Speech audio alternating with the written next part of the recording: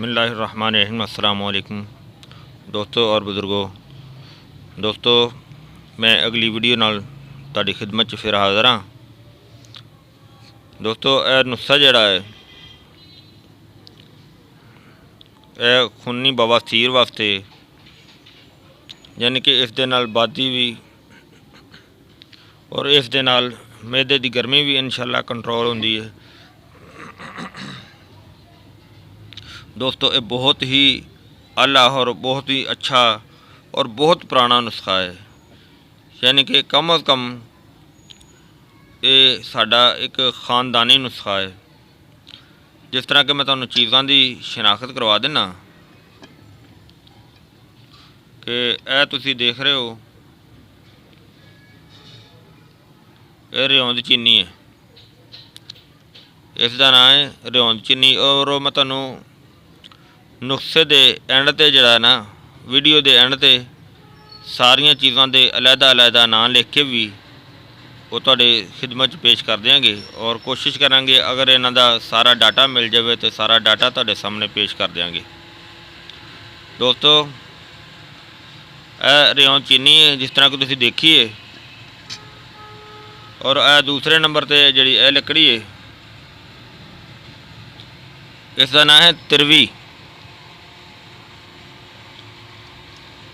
ये तिरवी है।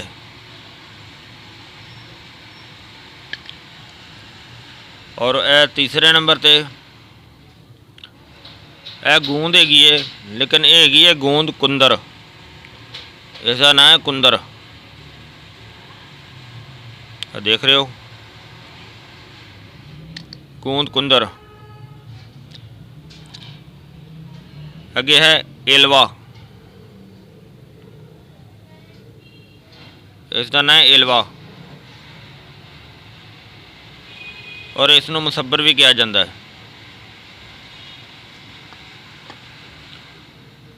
और अगे तुसी देख रहे हो कि यह है गारी कून,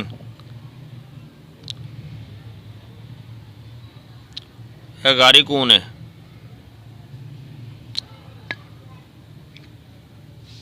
और यह है चकमोनिया,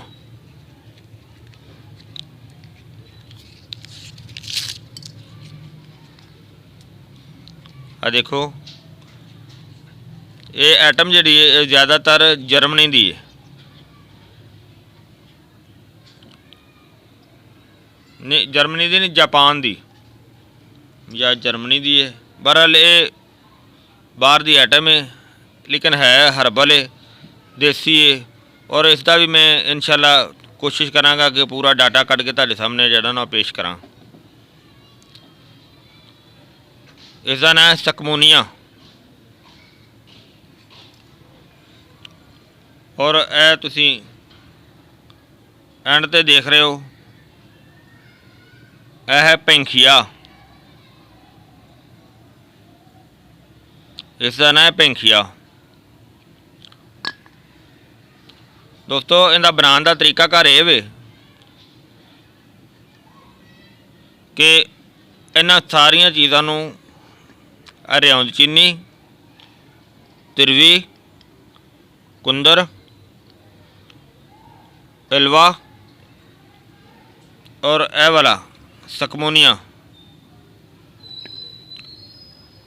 इन्हां चीज़ों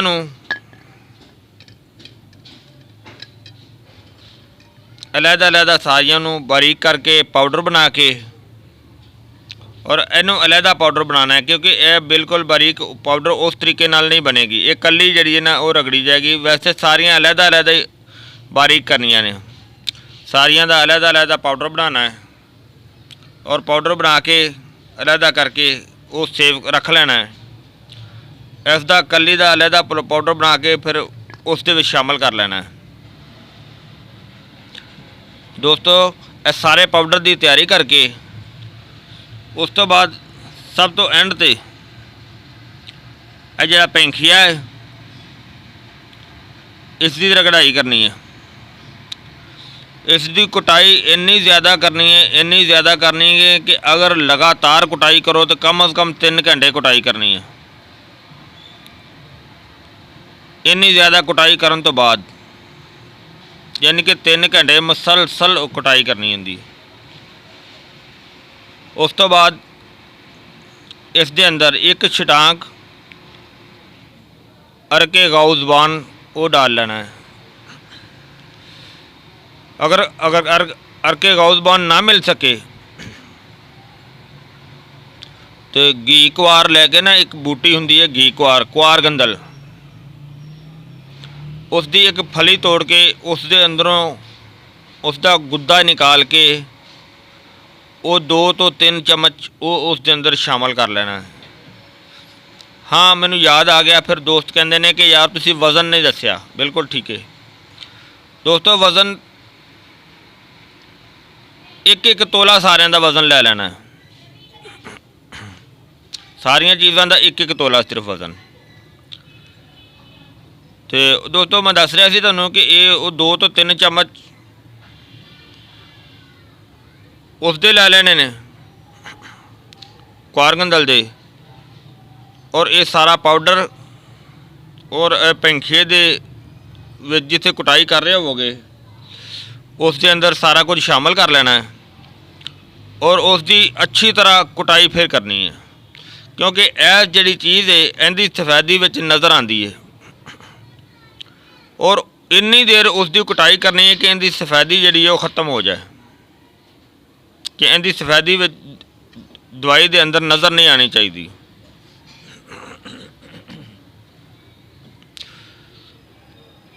दोस्तों कि इन्नी ज़्यादा कुटाई करने तो बाद इनू जदों इसकी सफेदी जी वो ख़त्म हो जाए उस तो बाद इसदियाँ गोलियां बना लैनियां ने, जिहड़ियां कि 2 मटर के दाने के बराबर गोली बनानी है। मटर के दाने के बराबर गोली बना के वो 2 गोलियां की खुराक है कि 2 गोली रात को सौन वेले, अगर कब्ज़ ज़्यादा है तो ताज़े पानी नाल इस्तेमाल करनी है, अगर कब्ज़ कम है तो तकलीफ़ ज़्यादा होंदी है, जलन ज़्यादा होंदी है, तो फिर 2 गोलियां रात को सौन वेले अद्धा गिलास पानी का लैके उस दे अंदर 2 तो 3 चम्मच चीनी दे डाल के कच्चा शरबत बना के तो उस दे नाल खानी है। दोस्तों अगर किसी दोस्त भरा नूं शुगर की शिकायत है तो वह सिर्फ ताज़े पानी नाल खा सकता है, वो चीनी वाला शरबत ना इस्तेमाल करे। दोस्तों और उम्मीद है कि दोस्तों भरावां नूं मेरियां गल्लां शायद अच्छियां लगियां होणगियां, क्योंकि एक दोस्त मेरे दा वो पैगाम आया सी कि यार तुसी पंजाबी बोलदे हो, तो कुछ बंदे इस तरह के दोस्त है ने जिन्होंने पंजाबी की सही समझ नहीं आती। असल दोस्त भराओ कि मेरी कुछ मादरी जबान भी पंजाबी है, तो मेरा ख्याल है कि ज़्यादा दोस्तों की कमेंट आई है कि यार सानू सही समझ आती है, तो सानू अच्छा लगता है। बहरहाल दोस्तों मेरी कोशिश होंदी है कि मैं इस तरीके नाल समझावां कि सारे दोस्तों को समझ आ जाए।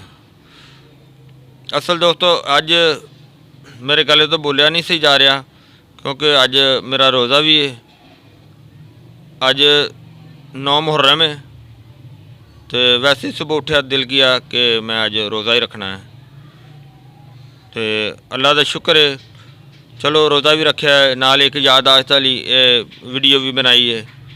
तो उम्मीद है कि सारे दोस्तों को अच्छी लगी होएगी, और उम्मीद है कि अच्छी लगेगी भी। लेकिन दोस्तों शेयर भी लाजमी करो और सब्सक्राइब भी लाजमी करो, लाइक भी करो। सब्सक्राइब करोगे तो मैं नवी वीडियो जी भी मेरी आएगी वो तुहाडी खिदमत दे विच जल्दी ओपन हो जाएगी, क्योंकि सब्सक्राइब किया होएगा तो तुहाडे कोल फौरी ओपन हो जाएगी। तो दोस्तों दुआवां याद रखियो, अल्लाह ताला हर बंदे नूं तंदुरुस्ती शफा दे, अल्लाह ताला हर बंदे ते रहमत करे और उनका सदका करके मेरे ते भी रहमत करे। अल्लाह ताला हर एक दियां मुश्किलां और हर एक दियां परेशानियां जिहड़ियां वो आसान करे, उनदे ते रहमत करे। तो दोस्तों हुण इन्हां दुआवां दे नाल ही इजाज़त चाहते हैं। अल्लाह हाफिज़। अस्सलामु अलैकुम वरहमतुल्लाहि वबरकातुहू।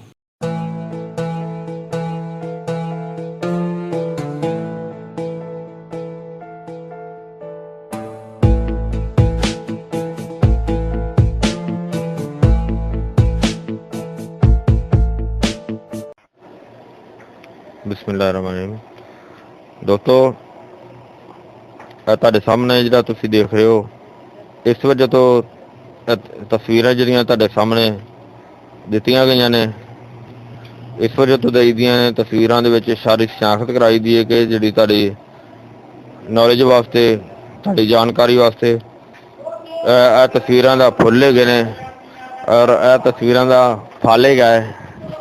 ਔਰ ਦੇਖੋ, ਇਹ ਤਸਵੀਰ ਦੇ ਜੜੀ ਬੂਟੀ ਦੇ ਨਾਲ ਪੱਤੇ ਨੇ ਔਰ ਜਿਹੜੀ ਬੂਟੀ ਦੀ ਟਹਿਣੀ ਹੈ। ਦੇਖੋ ਦੋਸਤੋ, ਇਹ ਅੱਲਾ ਦੀ ਸ਼ਾਨ ਹੈ ਕਿ ਕਿਸੇ ਜੜੀ ਬੂਟੀ ਦੀ। ਬਿਸਮਿਲ੍ਲਾਹਿਰਰਹਿਮਾਨਿਰਰਹੀਮ। ਦੋਸਤੋ, ਇਹ ਤੁਹਾਡੇ ਸਾਹਮਣੇ ਜਿਹੜਾ ਤੁਸੀਂ ਦੇਖ ਰਹੇ ਹੋ, ਇਸ ਵਜ੍ਹਾ ਤੋਂ ਤਸਵੀਰਾਂ ਜਿਹੜੀਆਂ ਤੁਹਾਡੇ ਸਾਹਮਣੇ ਦਿੱਤੀਆਂ ਗਈਆਂ ਨੇ, ਇਸ ਵਜ੍ਹਾ ਤੋਂ ਦੇਈ ਦੀਆਂ ਨੇ। ਤਸਵੀਰਾਂ ਦੇ ਵਿੱਚ ਸਾਰੀ ਸ਼ਨਾਖਤ ਕਰਾਈ ਦੀ ਹੈ ਕਿ ਜਿਹੜੀ ਤੁਹਾਡੀ ਨੌਲੇਜ ਵਾਸਤੇ, ਤੁਹਾਡੀ ਜਾਣਕਾਰੀ ਵਾਸਤੇ ਇਹ ਤਸਵੀਰਾਂ ਦਾ ਫੁੱਲ ਹੈਗੇ ਨੇ ਔਰ ਇਹ ਤਸਵੀਰਾਂ ਦਾ ਫਲ ਹੈਗਾ ਹੈ। ਔਰ ਦੇਖੋ, ਇਹ ਤਸਵੀਰ ਦੇ ਜੜੀ ਬੂਟੀ ਦੇ ਨਾਲ ਪੱਤੇ ਨੇ ਔਰ ਜਿਹੜੀ ਬੂਟੀ ਦੀ ਟਹਿਣੀ ਹੈ। ਦੇਖੋ ਦੋਸਤੋ, ਇਹ ਅੱਲਾ ਦੀ ਸ਼ਾਨ ਹੈ ਕਿ ਕਿਸੇ ਜੜੀ ਬੂਟੀ ਦੀ